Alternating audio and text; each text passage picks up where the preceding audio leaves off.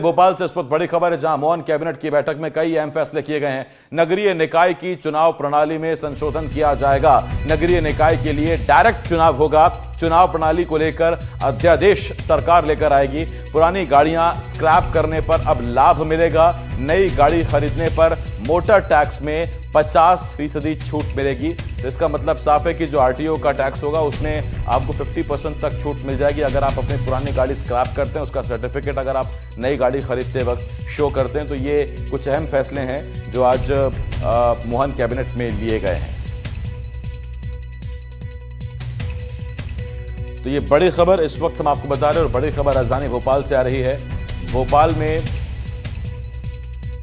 आज मुख्यमंत्री मोहन यादव की अध्यक्षता में कैबिनेट की बैठक हुई। कई अहम फैसले किए गए और उसमें एक अहम फैसला पुरानी गाड़ियों के स्क्रैपेज को लेकर है।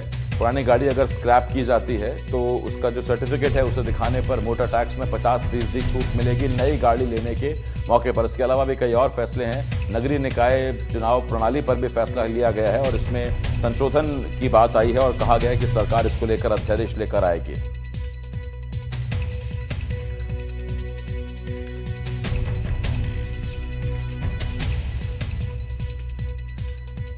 आकाश मेरे सहयोगी इस वक्त इस बड़ी खबर पर हमारे साथ जुड़ रहे हैं। आकाश, कैबिनेट में आज क्या क्या फैसले किए गए, किन बातों पर मुहर लगी? देखिए, कई महत्वपूर्ण फैसलों पर मुहर लगी है। सबसे बड़ा फैसला राज्य सरकार ने एक और लिया है कि जो स्क्रैप पॉलिसी है, VS1 और VS2 वाहन है, क्योंकि इससे प्रदूषण ज्यादा होता है, तो अब इन्हें स्क्रैप करने वाली संस्था को भी जो इंडस्ट्रियल कंपनियों को लाभ राज्य सरकार की योजनाओं के तहत मिलता है वो मिलेगा। इसके साथ ही जो भी व्यक्ति मध्य प्रदेश में अपनी वाहनों को स्क्रैप कराएगा उसे सर्टिफिकेट दिया जाएगा और जब वो नई गाड़ी खरीदेगा तो उसे मोटरयान कर पर 50% की छूट मिलेगी।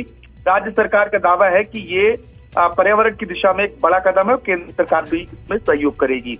पिछली मर्तबा भी कैबिनेट में राज्य सरकार ने यह जिक्र किया था कि जो नगरीय निकाय में चुनाव प्रणाली अभी कमलनाथ की सरकार में लागू किया गया था उसे बदला जाएगा। इस बात को मंत्री कैलाश विजयवर्गीय ने रिपीट किया है कि आज की बैठक में चर्चा हुई है और अध्यादेश लाया जाएगा। जो अगला निकाय चुनाव होगा यानी कि 2 साल बाद वो डायरेक्ट चुनाव कराया जाएगा। ये राज्य सरकार ने तय कर लिया है। अध्यक्ष सीधे चुने जाएंगे, यानी कि जो अध्यक्ष के खिलाफ अविश्वास की प्रक्रिया है वो भी उसी अनुसार लानी होगी। अभी कई जगहों पर हमने अस्थिरता देखी थी। 17 सितंबर से 2 अक्टूबर तक सेवा पखवाड़ा चलाया जाएगा और इस दिवाली पर स्वदेशी आंदोलन भी मध्य प्रदेश में चलाया जाना है। जब जो केंद्र सरकार ने GST कम करने का फैसला लिया है, इसको लेकर प्रधानमंत्री को कैबिनेट ने धन्यवाद दिया है और ये तय किया गया है कि इस फैसले को जनता के बीच लेकर जाना और उन्हें बताना है कि GST कम करना उनके लिए कितना महत्वपूर्ण है। बहुत धन्यवाद आपका आकाश, इस तमाम जानकारी के लिए। आकाश मेरे सहयोगी भोपाल से कैबिनेट में लिए गए फैसलों के बारे में जानकारी दे रहे थे, अपडेट कर रहे थे।